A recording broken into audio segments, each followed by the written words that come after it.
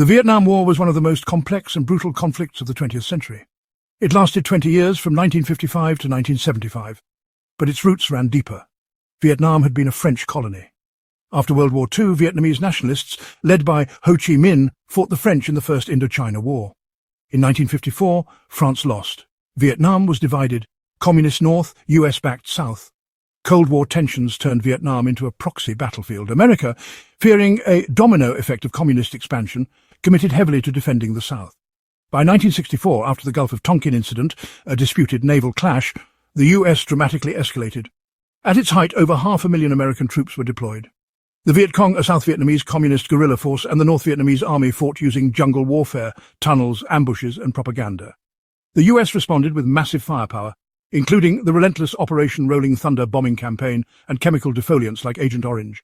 Yet the war dragged on. In 1968, the Tet Offensive saw communist forces launch surprise attacks across South Vietnam. Though ultimately repelled, Tet shattered American confidence and fueled anti-war protests back home. The war became a political and moral quagmire. Over time, public support in the US collapsed. In 1973, the US signed the Paris Peace Accords and withdrew its forces. But the conflict didn't end. North Vietnamese forces launched a final offensive. On April 30th, 1975, Saigon fell. The human cost was staggering.